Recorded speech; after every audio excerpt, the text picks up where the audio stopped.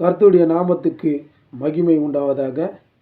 இந்த நாளிலும் நம்ம வேதத்திலிருந்து சில வார்த்தைகளை, ஒரு சம்பவத்தை நம்ம பார்க்க போகிறோம். அந்த சம்பவத்தின் தலைப்பு கானாவூர் கற்சாடி. இந்த கானாவூர் கற்சாடியை பற்றி அநேக தீர்க்கதரிசிகள் பேசியிருக்காங்க, அநேக தேவ ஊழியர்கள் பேசியிருக்காங்க, அநேக போதர்கள் பேசி நம்ம பார்த்துருக்கோம். இந்த நேரத்துலையும் இந்த நாள்லையும் அடியன் மூலியமாக இந்த கானாவூர் கற்சாடியை, அந்த சம்பவத்தை பற்றி ஆண்டவர் நம்மளோடு கூட கொஞ்ச நேரம், ஒரு 10 நிமிடம் ஆண்டவர் நம்மளோடு கூட பேசுவாராக. இந்த கானாவூர் கற்சாடி அற்புதத்தை பற்றி நம்ம வேதத்தில் வாசிக்கிறோம். அந்த அற்புதம் செய்த ஒன்றுமே இது உலகம் முழுவதும் பரவி பேசப்பட்டதுன்னு பார்க்குறோம். அதில் ஆண்டவருடைய நாமம் மகிமைப்பட்டதுன்னு பார்க்குறோம். இந்த கானாவூர் கற்சாடி, ஏன் அந்த கானாவூர் கற்சாடியை ஆண்டவர் தெரிந்து கொண்டார்? முதலாவது. ரெண்டாவது, கானாவூர் கற்சாடியை சுத்திகரிக்கிறாரு. மூணாவது, அந்த கானாவூர் கற்சாடியை பயன்படுத்துகிறாரு. ஏன் இதை நம்மளுக்கு சொல்கிறாரு? இது மனிதனுக்கு ஏன் ஒப்பிட்டு சொல்கிறாரு, ஆலோசனையான்ட்டு நம்ம கானாவூர் கற்சாடியை பார்த்துட்டு, இதுக்கு ஆண்டவர் நம்மளுக்கு ஏன் ஒப்பிட்டு சொல்கிறாருன்ட்டு நம்ம பார்த்துட்டு கர்த்தருடைய வார்த்தையை நிறைவு செய்ய நான் ஆசைப்படுகிறேன். இந்த கானாவூர் கற்சாடி பார்த்திங்கன்னா, இது அந்த காலத்துலேயும் சரி இந்த காலத்துலேயும் சரி, இது வீட்டுக்கு ஒரு ஒதுக்குப்புறமாக, ஆலயத்திலும் சரி, அவங்கவுங்க எங்கெங்கே தேவைப்படுகிறதோ அந்தந்த இடத்துல இந்த கற்சாடிகளை வைப்பாங்க. மண் கற்சாடியை வைப்பாங்க. அந்த கற்சாடியில் தண்ணீர் ஊற்றி வைப்பாங்க. எங்கேயாவது வெளியே போயிட்டு வரும்போதோ, ஏன்னா வீடு உள்ளே போகும்போதோ, இல்லை ஆலயத்துக்குள்ளே போகும்போதோ என்ன பண்ணுவாங்கன்னா, அந்த கற்சாடியில் தண்ணீர் இருக்கும். அந்த தண்ணீரை மொண்டு கால், கை மற்றும் முகங்களை சுத்தம் செய்து விட்டு வீடுகளுக்கு போவாங்க, உள்ளே போவாங்க, ஆலயத்துக்குள்ளே போவாங்க. இது ஏன் அப்படின்னா, ஒரு சாங்கியம் போல் கூட அப்போ நம்ம சொல்லலாம். அதை அப்போ செய்து கொண்டு இருந்தாங்க. இப்பயும் நிறைய வீடுகளில் அது காற்று கருப்பு, இந்த அசுத்தாவின் கிரிகள், இதெல்லாம் நம்ம எங்கன்னா வெளியே போயிட்டு நம்ம வீட்டுக்குள்ளே வந்துட போகுதுன்ட்டு இப்போ கூட நம்ம பெரியவங்களாம் சொல்லுவாங்க. போயிட்டு முகத்தை சுத்தம் செய்துட்டு வாங்க, காலை சுத்தம் செய்துட்டு வாங்க அப்படின்னு இப்போ கூட நம்ம வீட்டில் இருக்கிற பெரியவங்களாம் சொல்லுவாங்க. அது இன்றைக்கே உண்டு. இது அந்த காலத்திலே என்ன பண்ணாங்கன்னா, இது நடைமுறைக்கு இருந்ததுன்ட்டு நம்ம வேதத்தில் வாசிக்கிறோம். அப்போ இந்த கற்சாடி, இந்த கானாவூர் கற்சாடி எல்லாராலையும் என்ன பண்ணுவோம், அது ஒரு ஓரமாக ஒதுக்கப்பட்டு இருக்கும். அது யாரும் கண்டு கொள்ள மாட்டாங்க. அது யாரும் ஒரு பொருட்டாக, ஒரு மதிப்பாக யாரும் மதிக்க மாட்டாங்க. ஏன்னா அது ஒன்றே ஒன்றுக்கு தான் பயன்படும். நம்ம கால் மற்றும் கை முகங்களை அலம்புறதுக்கு, இல்லை ஏதாவது நம்ம குளிப்பதற்கோ ஏதாவதுக்கு தேவைப்பட்டால் தான் அது தேவைப்படும். அந்த நேரத்துக்கு தான் அந்த கற்சாடி தேவைப்படும். ஆனால் அந்த கற்சாடியை எடுத்து பயன்படுத்தினார் பாருங்க, அதுதான் அற்புதம்.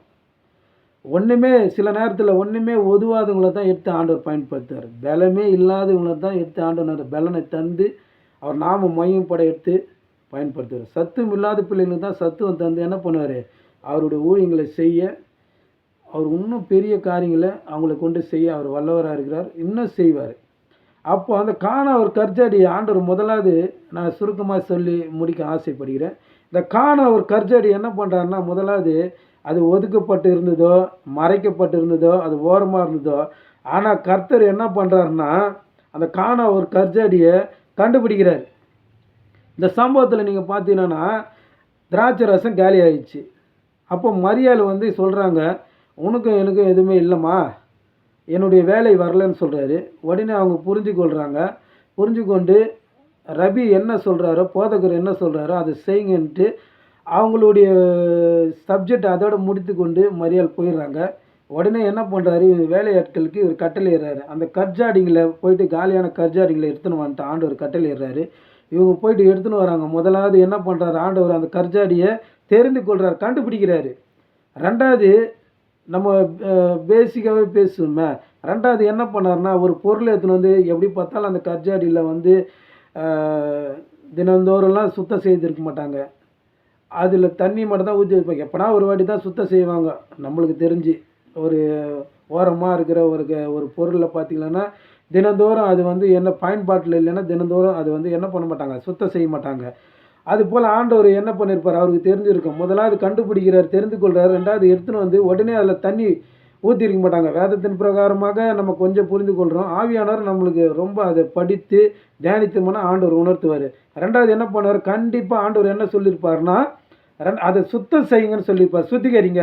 முதலாவது கண்டுபிடிக்கிறாரு, ரெண்டாவது சுத்திகரிக்கிறாரு, மூணாவது என்ன பண்ணுறாருன்னா அதில் தண்ணீர் என்ன பண்ணுறாரு ஊற்ற சொல்கிறாரு. தண்ணீர் ஊற்றணுன்னு என்ன பண்ணுறாரு, எதுவுமே சொல்ல எடுத்துன்னு போயிட்டு நீங்கள் என்ன பண்ணுங்கள் பந்தியில் கொடுங்கன்னு சொல்கிறாரு. இவங்க எடுத்துமே கொடுத்தோடனே அங்கே சாட்சிகள் எழும்புது. இது என்ன முன்பாக வந்த ரசத்தை விட பின்பாக வந்த ரசம் ரொம்ப சுவையாக இருக்குது, அற்புதமாக இருக்குதுன்ட்டு என்ன பண்ணுறாங்க, எல்லாம் பேசிக்கொள்கிறாங்க. அப்போ ஆண்டவர் என்ன பண்ணார், மூணாவது என்ன பண்ணுறாரு, ஃபஸ்ட்டு கண்டுபிடிக்கிறாரு, தெரிந்து கொள்கிறாரு, ரெண்டாவது என்ன பண்ணுறாரு, சுத்திகரிக்கிறாரு, மூணாவது என்ன பண்ணுறாருன்னா பயன்படுத்துகிறாரு. அல்லேலூயா, அல்லேலூயா சொல்லுமா. மூணாவது பயன்படுத்துகிறாரு. அப்படி தான் ஆண்டவர் என்ன பண்ணுறாரு, எது ஒதுக்கி இருந்தாலும் சரி, ஒதுக்கப்பட்டு இருந்தாலும் சரி, அந்த காணா ஒரு கர்ஜாடியே தெரிந்து கொண்டு கண்டுபிடித்து ரெண்டாவது அதை சுத்திகரிக்கிறாரு, மூணாவது பயன்படுத்துகிறாரு. இப்போ ஏன் அந்த மனிதனுக்கு ஆண்டவர் இது ஏன் ஒப்பிடுறாரு, இது ஏன் ஆலோசனையாக வேதத்தில் இதில் நம்மளுக்கு வழங்குறாருன்னா, இதுலேருந்து இந்த சம்பவத்துலேருந்து நம்ம ஒன்று மட்டும் நம்ம கற்றுக்கொள்ளணும். ஆண்டவர் என்ன பண்ணுவார், நம்ம நினச்சி கொண்டு இருக்கோம் சில நேரங்களில் நம்மளை எல்லாம் ஆலயத்தில் சரி, சமுதாயத்தில் சரி, சொந்தங்கள் மத்தியிலும் சரி, இந்த உலகத்திலும் சரி நம்மளை ஒதுக்கிட்டாங்க, நம்மளை யாரும் கண்டுகொள்றது இல்லை, நம்மளுக்கு எந்த மரியாதையும் இல்லை, நம்மளை நம்ம எல்லாமே அவ்வளோதான்ட்டு அப்படின்னு நினச்சி கொண்டு இருக்கோம். ஆனால் கர்த்தர் சொல்கிறாரு, காணா ஒரு கர்ஜாரியை நான் கண்டுபிடிச்சேன், அதை சுத்திகரித்தேன், அதை பயன்படுத்தினேன். ஆனால் ஆண்டவர் சொல்கிறாரு, உங்களை நான் பயன்படுத்த மாட்டேனான்ட்டு. ஆனால் நம்ம ஒரே ஒரு என்ன பண்ணுறோம், சின்ன ஒரு மிஸ்டேக் செய்கிறோம். என்ன மிஸ்டேக் செய்கிறோன்னா, நம்ம பிறந்ததுலேருந்து விட்டுருங்க, ரெண்டாவது பிறப்பு என்ன, நம்ம ஞானஸ்தானம் தான். அந்த ரெண்டாவது பிறப்பு ரட்சிக்கப்பட்டு ஞானஸ்தானம் எடுக்கும்போது நீங்கள் ஒரு அபிஷேகம், ஒரு வரங்கள் நீங்கள் பெற்றிருப்பீங்க. ஒரு புதிய பலன் அடைந்து நீண்ட நேரம் ஆண்டவருக்காக ஜெபித்து இருப்பீங்க, நீண்ட நேரம் வேதத்தை வாசித்து இருப்பீங்க, நீண்ட நேரம் நீங்கள் ஆண்டவரோடு நேரத்தை கொடுத்துருப்பீங்க, தியானிச்சிருப்பீங்க வேதத்தை பற்றி. அப்போ ஆண்டவர் உங்களுக்கு வல்லமையாக இறங்கி இருப்பார். அந்த விசுவாசம், அந்த ஜபம், அந்த வேத வாசிப்பு, வேத தியானிப்பு உங்களிடத்தில் நாளுக்கு நாள் அது மந்தமாக இருக்கும்.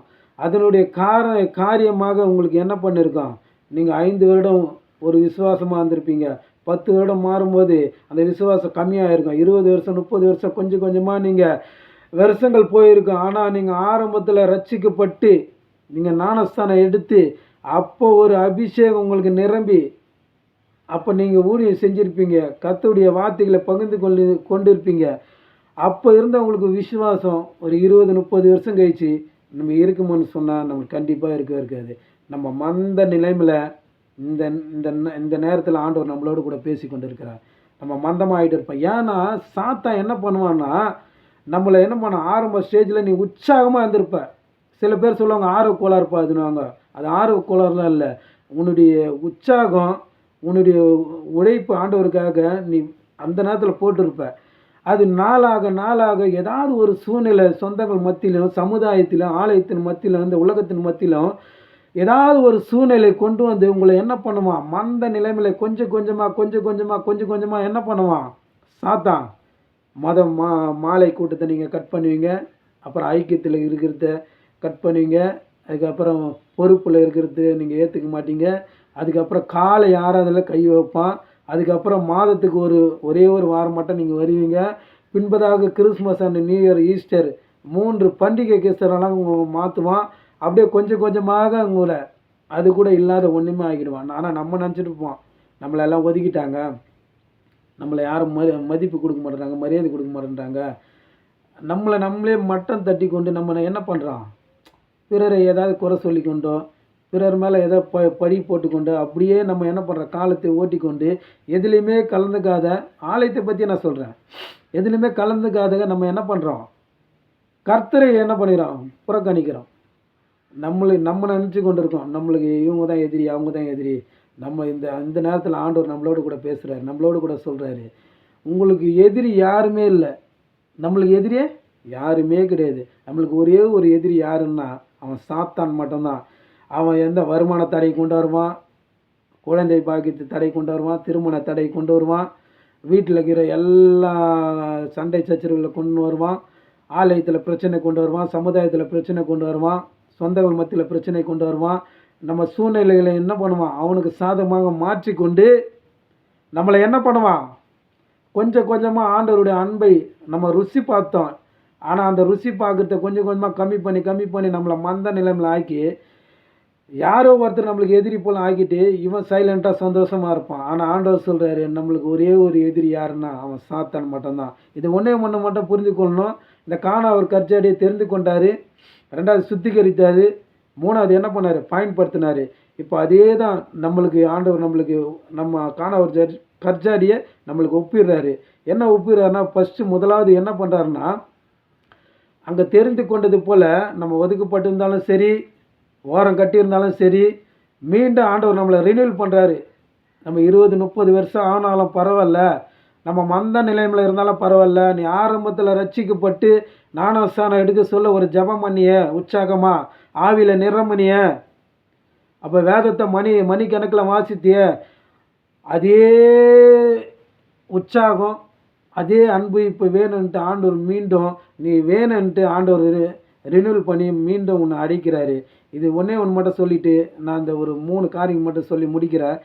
430 வருஷம் மோசேக்காக அவர் வெயிட் பண்ணுறாரு. ஏன்னா அந்த 430 வருஷம் எந்த தீர்க்கதரிசி இல்லையா, எந்த மெய்ப்பர்களும் இல்லையா, எந்த தேவனுடைய ஊழியர்களும் இல்லையா அப்படின்ட்டு நம்ம கணக்கு போட்டு நம்ம கேள்வி கேட்டோம்னா நம்மளுக்கு விடை கிடைக்கிறது கஷ்டம்தான். ஏன்னா யாரை கொண்டு அவர் சித்தமாக இருக்கிறாரோ அவங்கள கொண்டு செய்வார். 430 வருஷம் மோசே கொண்டு தான் விடுதலை அந்த எகிப்திலேருந்து இஸ்ரேல் மக்களுக்குன்னு. அதனால தான் மோசேக்காக 430 வருஷம் என்ன பண்ணுறாரு, அவர் வெயிட் பண்ணுறாரு. அதே நிலைமை தான் இப்போ ஆரம்பத்தில் உன்னை கொண்டு அநேக ஊழியம் செய்திருப்பார். ஆனால் நீ மந்த நிலைமையில் யாரோ ஒருத்தர் எதிரின்ட்டு நீ ஒதுங்கி இருக்கிற. ஆனால் நம்மளுக்கு எதிரி ஒரே எதிரி சாத்தான் தான். மீண்டும் உன்னை ரினியூவல் பண்ணி இந்த காணா ஒரு கற்சாடியை உனக்கு ஒப்பிட்டு ஆண்டவர் இந்த நேரத்தில் உன்னோடு கூட பேசி கொண்டு இருக்கிறார், உங்களோடு பேசி கொண்டு இருக்கிறார். முதலாவது நம்மளை என்ன பண்ணார், அந்த காணா ஒரு கற்சாடி போல் நீ ஒதுக்கப்பட்டிருந்தாலும் மறைக்கப்பட்டிருந்தாலும் ஓரங்கட்டியே வைத்திருந்தாலும் உன்னை தெரிந்து கொள்கிறாரு. எப்படி தெரிந்து கொள்கிறாருன்னா, ஏசாயா 41:9 மூலியமாக உன்னை மீண்டும் என்ன பண்ணுறாரு, ரினியூவல் பண்ணுறாரு, தெரிந்து கொள்கிறாரு. தெரிந்து கொண்டு ரெண்டாவது என்ன பண்ணுறாருன்னா, உன்னை திருப்பியும் இந்த சின்ன சின்ன பாவங்களால் என்ன பண்ண மந்த நிலைமையில் ஆகிட்ட உன்னை மறுபடியும் தெரிந்து கொள்கிறாரு, ரினியூவல் பண்ணுறாரு. ரெண்டாவது 1 பேதுரு 1:16 நான் பரிசுத்தர் நீங்களும் பரிசுத்தமாக இருங்கன்னு சொல்கிறாரு. அப்போ ரெண்டாவது ஆண்டவர் என்ன பண்ணுறாரு, அவர் நம்ம உள்ளத்தில் வர்றதுக்கு ஆசைப்படுறாரு. அவர் பரிசுத்தமாக இருக்கிறார்ல, உன்னை தெரிந்து கொண்டுட்டாரு. ரெண்டாவது ரினியூவல் பண்ணுறாரு. ஃபஸ்ட்டு ரினியூவல் பண்ணுறாரு, தெரிந்து கொண்டுட்டாரு. ரெண்டாவது என்ன பண்ணுறாரு, அவர் பரிசுத்தர் வரனால நீங்கள் பரிசுத்தமாக இருந்தால் தான் அவர் பரிசுத்தர் உங்கள் உள்ளத்தில் வருவாங்க.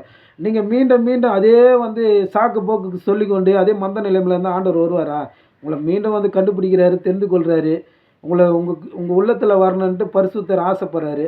அப்போ ஆண்டவர் என்ன பண்ணுறாரு, உங்களை சுத்திகரிக்கிறாரு. ரெண்டாவது காணா ஒரு கற்சாடியை சுத்திகரித்தது போல் சுத்தம் செய்தது போல் உங்களுக்கு எதனா சின்ன சின்ன பாவங்கள் இருந்தாலும், உங்கள் மந்த நிலைமையில் இருந்தாலும், ஏதாவது எரிச்சல் ஆவி, கோபத்தின் ஆவி ஏதாவது இருந்தாலும் அந்த அந்த ஆவிகள்லாம் சுத்திகரித்து ஆண்டவர் என்ன பண்ணுறாரு, உங்கள் உள்ளத்தில் பரிசுத்தர் வராரு. அப்போ நீங்கள் பரிசுத்தம் அடைந்தீங்களா, பரிசுத்தர் உங்கள் உள்ளத்தில் வராரு. அப்போ சுத்திகரிக்கிறார். ரெண்டாவது அதை காணா ஒரு கற்சாடி போல் தான். ஃபஸ்ட்டு தெரிந்து கொள்கிறாரு, ரெண்டாவது சுத்திகரிக்கிறார். இப்போ பரிசுத்தர் உங்கள் உள்ளத்தில் வந்துட்டார். இப்போ நீங்கள் பரிசுத்தமாகிட்டீங்க, பரிசுத்தர் உங்கள் உள்ளத்தில் வர்றாரு. மூணாவது தெரிந்து கொள்கிறாரு, ரெண்டாவது ரெண்டாவது என்ன பண்ணுறாரு, சுத்திகரிக்கிறார். அப்போ காணா ஒரு கற்சாடியை பயன்படுத்தினார். உங்களை சும்மா விடுவாரா, நம்மளை சும்மா விடுவாரா? அல்லேலூயா சொல்லுமா, அல்லேலூயா, அல்லேலூயா. அவர் பரிசுத்தர் நம்ம உள்ளத்தில் உட்காந்துட்டார், நம்ம பரிசுத்தமாகிட்டோம். இப்போ எல்லா வித்தியும் நம்மளுக்கு கற்றுக் கொடுத்துட்டாரு. மெசேஜ் எடுக்க கற்றுக் கொடுத்துட்டாரு, ஜெபம் பண்ண கற்றுக் கொடுத்துட்டாரு, வேதம் வாசிக்க கற்றுக் கொடுத்துட்டாரு, வேதத்தை தானிக்க கற்றுக் கொடுத்துட்டாரு, சுவிசேஷம் அறிவிக்க கற்றுக் கொடுத்துட்டாரு. இது எல்லா வித்தைகளும் அவர் செய்த வித்தைகளும் நம்ம கற்றுக் கொடுத்துட்டாரு. ஏன்னா பரிசுத்தர் உள்ளே வந்துட்டார்ல, அப்போ நம்ம பரிசுத்தமாக ஆகிட்டோம். எல்லா வித்தைகளும் நம்மளுக்கு கற்றுக் கொடுத்துட்டு நம்மளை சும்மா விடுவாரா? அப்போ எசேக்கியேல் 38:7 சொல்கிறாரு, நீ ஆயத்தப்படு, உன்னோடு கூட அநேக பேர்களை ஆயத்தப்படுத்து, நீ அவங்க எல்லாருக்கும் காவலனாக இருந்தார். ஃபஸ்ட்டு அதுதான் தெரிந்து கொள்கிறார். ரெண்டாவது சுத்திகரிச்சார், நீ ரெடி, நீ போகலாம். மத்தேயு 28:19 20 நம்ம வாசிக்கிறோம். நீங்கள் புறப்பட்டு போய் சகல ஜாதிகளுக்கும் ஜனங்களுக்கும் சுவிசேஷம் அறிவிங்கள், பிதா குமாரன் பரிசுத்த ஆவி நாமத்தினாலே ஞானஸ்தானம் கொடுங்கன்னு சொல்லிட்டாரு. இதுடைய மூல வசனமே எசேக்கியேல் 38:7. நீ ஆயத்தப்படு, நீ போய் அநேக பேரை ஆயத்தப்படுத்து. அல்லேலூயா, அல்லேலூயா. கர்த்தர் உண்மையாகவே இந்த நேரத்தில் இந்த கானா ஒரு கற்சாடி மூலியமாக நம்மளுக்கு உணர்த்தி கொண்டு இருக்கிறார். நீ எந்த நிலையில் இருந்தாலும் சரி, உனக்கு ஒரே ஒரு எதிரி சாத்தான் தான். அந்த சாத்தானை ஜெயிக்கணும்னா அவர் வந்து இந்த உலகத்தையும் சாத்தானை ஜெயித்தவர். அவருடைய பிள்ளைகள் நம்மளுக்கும் அந்த அதிகாரத்தை கொடுத்துருக்காரு. நீங்கள் வந்து முடங்கி என்னால் முடியாதுன்ட்டு இருந்தீங்களான்னா சாத்தான் உங்கள் தலைக்கு மேலே ஏறி உட்காந்துருவான். நீங்கள் முழங்கால் படிடுங்க, வேதத்தை வாசிங்க, வேதத்தை தானிங்க. நீ முன்பு செய்தது போல, நீ முன்பு எப்படி செய்த, ஆண்டவருக்காக நீ வந்து ரட்சிக்கப்பட சொல்ல, ஞானஸ்தானம் எடுக்க சொல்ல, கர்த்தருக்காக ஓடி ஓடி ஓடி ஓடி ஊழியம் செஞ்ச, அதோடைய பலனாக தான் ஆண்டவர் மீண்டும் நீ வேணும்ன்ட்டு ரினியூவல் பண்ணுறாரு. அந்த வாய்ப்பை நம்ம யாரும் தவற விடக்கூடாது. இந்த நேரத்தில் ஆண்டவர் நம்மளோடு கூட கடைசியாக ஒன்று சொல்கிறாரு. நீங்கள் புறப்பட்டு போய் சகல ஜாதிகளுக்கும் சகல ஜனங்களுக்கும் என்னுடைய நற்செய்தி, என்னுடைய சுவிசேஷத்தை அறிவித்து, என்னுடைய நாமத்தினால நீங்கள் எல்லாருக்கும் ஞானஸ்தானம் கொடுங்க. உங்களை நான் ஆயத்தப்படுத்தினேன். உங்களுடைய சகோதரர்லாம் நீங்கள் ஆயத்தப்படுத்துங்க. என்னோடு கூட நீங்கள் பரலோகத்தில் நீங்கள் வரும்போதும் உங்களுடைய சகோதரர் எல்லாரும் ஆயத்தப்படுத்தி உங்கள் கூட அவங்கள நீங்கள் கொண்டு வாங்க. அப்போ தான் பரலோக ராஜ்யம் மிகுந்த சந்தோஷம் அடையன்னு கர்த்தர் சொல்கிறார். கர்த்தர் தான்மே இந்த வார்த்தைகளை ஆசீர்வதிப்பாராக. ஆமேன். இந்த வார்த்தைக்கு ஏற்ற வண்ணமாக ஒரு 2 லைன் பாடல் பாடி நான் முடிக்க ஆசைப்படுகிறேன். காணா ஒரு கச்சாடி போல நானும் கண்டு கொள்ள யாரும் இல்லை, கர்த்தரின் கடைக்கண் பார்வை என் மேல பட்டத என்ன சொல்ல, என்ன தேடி வந்தாரு, என்ன தெரிந்து கொண்டாரு, தேவை என்று சொல்லி என்னை சேர்த்து கொண்டாரு. கர்த்தருடைய நாமம் மகிமைப்படுவதாக. ஆமீன்.